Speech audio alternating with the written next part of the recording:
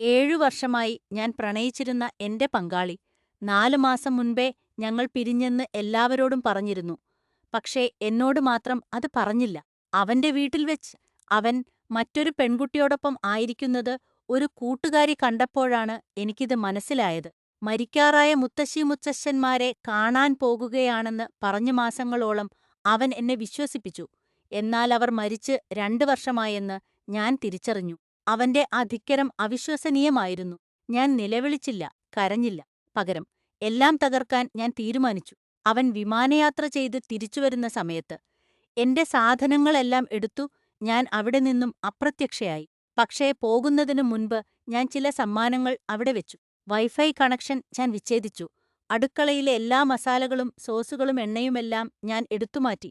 അവന് തീരെ ഇഷ്ടമില്ലാത്ത റോസ്മേരി മാത്രം അവിടെ ബാക്കിയാക്കി. അവസാനമായി അവന്റെ ടിൻഡർ പ്രൊഫൈലിന്റെ സ്ക്രീൻഷോട്ട് പ്രിന്റ് എടുത്ത് ഫ്രെയിം ചെയ്തു. അതിനു മുകളിൽ ഒരു കഷ്ണം നായയുടെ കാഷ്ടം ഒട്ടിച്ചുവെച്ചു. വീട്ടിലെത്തിയ ഉടൻ കാണാനായി ഞാൻ അത് അടുക്കള മേശപ്പുറത്ത് വെച്ചു.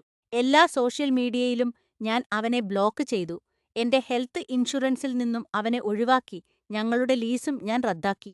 ഒടുവിൽ ഞാൻ അവന്റെ ജീവിതം തകർത്തു എന്ന് പറഞ്ഞ് അവൻ എനിക്ക് ഇമെയിൽ അയച്ചപ്പോൾ ഞാൻ ഒന്ന് പുഞ്ചിരിച്ചു. അവൻ എന്റെ ജീവിതം തകർക്കുകയായിരുന്നില്ല, മറിച്ച് കൂടുതൽ നല്ലൊരു ജീവിതത്തിലേക്കുള്ള വഴി അവൻ എനിക്ക് തുറന്നുതരികയായിരുന്നു.